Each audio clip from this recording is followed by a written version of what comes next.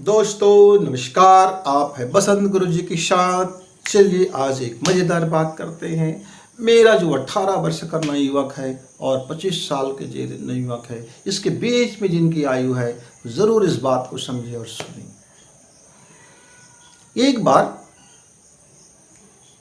नदी ने भगवान से शिकायत किया कि आपने ये क्या कर दिया कि कल कल कल कल कल कल कल कल मुझे मैं रात दिन करती रहती हूँ, कल कल आती रहती हूँ, कल कल कल कल कल कल और मैं दौड़ती रहती हूँ, भागती रहती हूँ, दौड़ती रहती हूँ, भागती रहती हूँ और कितने लंबे सफ़र के बाद समुद्र में जहाँ मिलती हूँ तो वहाँ मेरा अस्तित्व ही समाप्त हो जाता है। वहाँ मैं खारा हो जाती हूँ, मैं खारा हो जाती हूँ।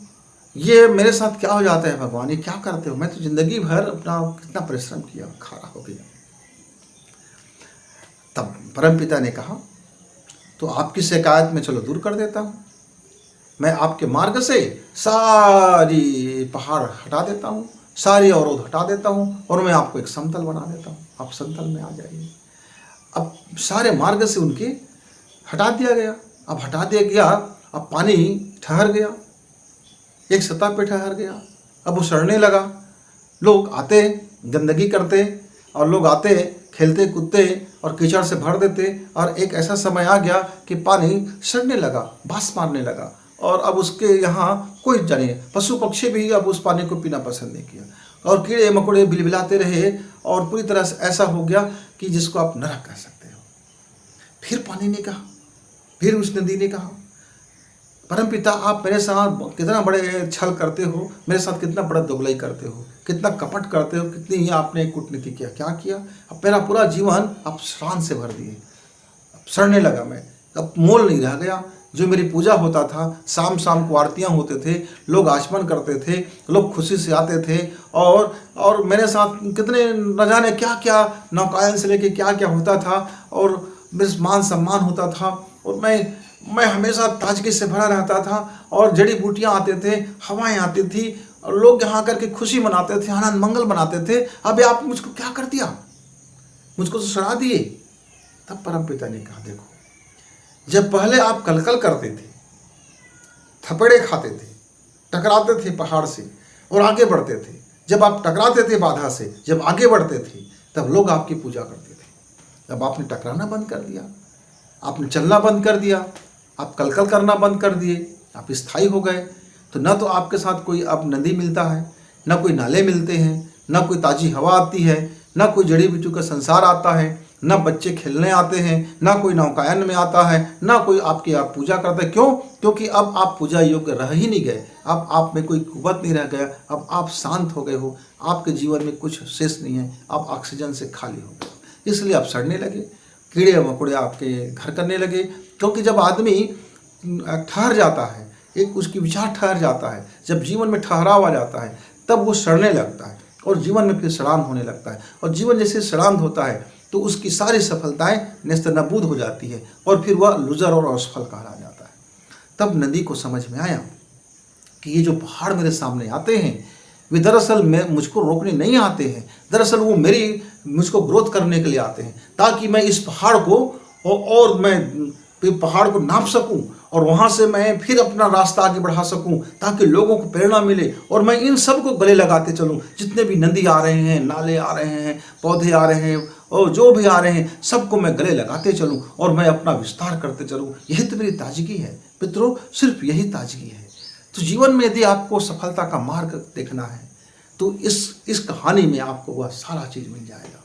जब तक आप बाधा से लड़ते रहे, या तो आप संयास बाधा आ गया या आपने बाधा उत्पन्न की, यानी कोई नई योजना लॉन्च किया, उस नई योजनाओं में आपके कॉम्पिटिटर हुए, खूब बड़ी बड़ी बाधाएं आए, आर्थिक बाधा हो गया, लोगों की सामाजिक बाधा हो गया, राजनीतिक बाधा हो गया, धन का बाधा हो गया, तमाम बाधा आते गए और आपकी क्वालिटी निखरता गया, आपकी क्वालिटी निखरता गया, लोग आपका लोहा मानते गए। अब जिस क्षण आप फिर शांत हो जाते हो, बहुत जीवन में संघर्ष कर लिया भाई, बहुत काम कर लिया भाई, बहुत हो गया भाई, अब चुपचाप बैठ जाते हैं तो फिर बाल बच्चे भी आपको इज्जत नहीं करते। फिर आप तरस जाते हो एक गिलास पानी के लिए, बेटा कोई पानी दे दे, नाती कोई पानी दे दे, और वो नौकर भी कहता है, ये टर टर करता है बुढ़ा, अरे इसको इसके सियारे सुनाने पे रख दो भाई, रख दो, पानी रख दो, खाना रख दो, दवाइयाँ रख दो, और ये बीपी इनका बढ़ रहा है, शुगर का मरीज हो गया है, किडनी का मरीज हो गया है, हार्ट का मरीज हो गया है, मरीज हो गया है,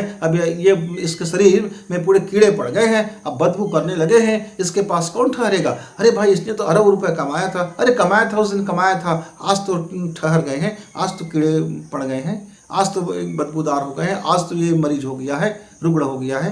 तो मित्रों, जब तक आपके जीवन में गति रहेगा, तब तक आपका सम्मान रहेगा, तब तक आपकी सफलताएं रहेंगी। तो ये बुनियादी है और यही मानसिकता है। बुनियादी यह है कि संघर्ष के लिए पीछे मत हटिए, योजना बनाइए, हर उम्र तक, जिस उम्र में हो। यदि मेरा नौजवान समझ जाए इस बात को, यदि मेरा आज 9वीं का नौजवान समझ जाए कि उसकी सफलता का राजमार्ग केवल बुनियादी और मानसिकता है। बुनियादी यह है कि परिश्रम करना है, हार्ड वर्क करना है, हर बाधा को बाधा के रूप में देखना है, उसको चैलेंज को स्वीकारना है, उस चुनौती को यह समझना है कि उसकी गतिशील होने की वही निशानी है। मेरी सांसें आती जाती रहती है, मेरी सांसें आती जाती है, रगड़ होते रहता है, अंदर में आवाज़ आते रहता है, आप कान बंद कर लो, सांसों का आना और जाना एक रगड़ उत्पन्न करते रहता है, और शरीर में फिर ऊर्जाएं बनती रहती है। और जिस दिन मेरे सांस शांत हो जाएगा,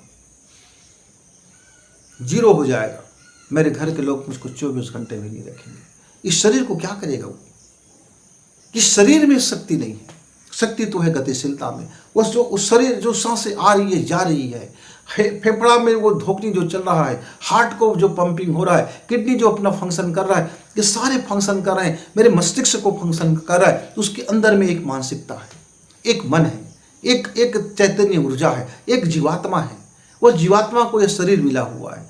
और जब तक हम बाधाओं को पार करने के लिए मजे लेते हैं, आ गया एक चुनौती, डट गए, स्वीकार कर लिया, आ गए तो आ गए, तो फिर वह बाधाएं बनती रहती है। मित्र, जब गंगा से गोमुख से गंगा निकलती है तो ऐसा लगता है, पहाड़ ने कहा, हिमालय ने कहा, अरे इतनी पतली धार हो, क्या आप जन कल्याण कर पाओगे? तो गंगा ने कहा, कोई बात नहीं, नाले मिलेंगे गले लगा लूंगे, नदियाँ मिलेंगे गले लगा लूंगे, झरना मिलेंगे गले लगा लूंगे, जो भी मिलेगा गले लगा लूंगे। और पहाड़ आ गया सामने में, अब अट्टहास करने लगे कंचनजंगा, अट्टहास करने लगे एवरेस्ट, हा हा हा, मैं इतनी बड़ी पहाड़, आप इतनी पतली गंगा की धार। तो उसने कहा, देखो इरादे हैं तो ये पहाड़ को भी मैं काट निकलूंगी। और उसके बाद गंगा ने अपनी एनर्जी भरा, फ्लो आया, बरसात आए, नाले मिले, और सब का सब झंझावात उठा और रौंदता हुआ पहाड़ को निकल गया, और फिर काली गंगा बन गई। एक कट गया पूरी पहाड़ कि हजारों किलोमीटर से फिर बाहर निकली, और किलोमीटर गंगा जब काटती चली गई पहाड़ को, भयावह रूप दिखने लगी, एकदम रुद्र होने लगी। तो फिर रुद्र प्रयाग में आके लोग कहने लगे, अरे बाप रे, रुद्र रूप है ये तो। वो पतली सी गंगा जब अपने मचलती है अपने जज्बात पर, अपने कामों पर, अपनी एनर्जी को भरकर, तब रुद्र रूप उसका देखा गया। मित्र, जीवन में भी ऐसी, यदि आप अपने काम में लग जाओ, अपनी जवानी को लगा दो, अपनी तरुणाई को लगा दो, अपने ब्रेन को लगा दो, अपनी साहस को लगा दो, तो रुद्र रूप में आप भी आओगे और वो सफलता आपको मिलेगा। तो अपनी बुनियादी चीज़ें जो आप हैं, जो आपका चॉइस है, जो आप होना चाहते हैं, वो आप में वो होना चाहिए। बोझ बना करके मत चलना। कोई भी योजना हाथ में लेना, उसको बोझ नहीं बल्कि उसको मजा लेना। जैसे दो विद्यार्थी की कहानी मैं आपको बताता हूँ। एक विद्यार्थी ने कहा कि मुझको मैं गणित तो बिल्कुल नहीं पढ़ना चाहता। घर के लोग ज़बरदस्ती पढ़ाते हैं, टीचर ज़बरदस्ती करते हैं, और ये गणित मेरे लिए भयंकर बोझ हो गया है। जब भी गणित का पीरियड आता है तो मुझे बुखार आ जाता है। तो मैंने कहा, बेटा तुम तो गणित अच्छे जानते हो, तुम्हारा तो गणित का फार्मूला लग जाता है। बोला, हाँ जानता हूँ, गणित मुझसे हल हो जाता है, पर गणित मेरे लिए बोझ है। मैं विज्ञान नहीं जानता हूँ, लेकिन विज्ञान मेरे लिए बड़ा रसमय विषय है, और इसलिए मैं विज्ञान के पीरियड में खूब मजे करता हूँ। हालांकि मैं विज्ञान में उतना नंबर नहीं पाता हूँ, लेकिन मुझे पता है मैं विज्ञान में लग जाऊँ तो मैं फाड़ दूंगा, इतनी मेहनत करूंगा कि मैं फाड़ दूंगा। अच्छा, तब आपके घर के लोग क्यों चाहते हैं गणित ले जाए? पता नहीं क्यों चाहते हैं। एक दूसरा बच्चा था, उसको गणित और विज्ञान दोनों रुचि था। उसको भूगोल बड़ा प्रिय था। वो घर में कहते थे मैं आर्ट विषय लेके पढ़ूंगा, कला लेके पढ़ूंगा। घर के लोग कहा पढ़िए, कला लेके पढ़िए, और वो कला लेके पढ़ाई किया।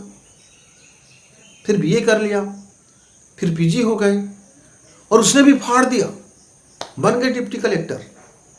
और इसने भी फाड़ दिया, विज्ञान लेकर के बन गए डॉक्टर। जब तक बोझ था गणित उनके लिए, जीवन में मजा नहीं था। जैसे ही बोझ हटा, रुद्र हो गए। मतलब पूरी तरह से मानसिकता से उसने अपनी पूरा लगा दिया, झोंक दिया अपना एनर्जी। 20-20 घंटा तक का अध्ययन किया, 18 घंटा, 12 घंटा, 14 घंटा लगे रहते थे। मैंने पूछा वाह भाई कमाल हो गया। मैंने सोते कितने समय थे? सोता था गुरुजी, आज का टारगेट पूरा कर लो फिर सो जाऊंगा, और सो जाता था। 2 घंटे में पता नहीं नींद कैसे पूर्ण हो जाता था।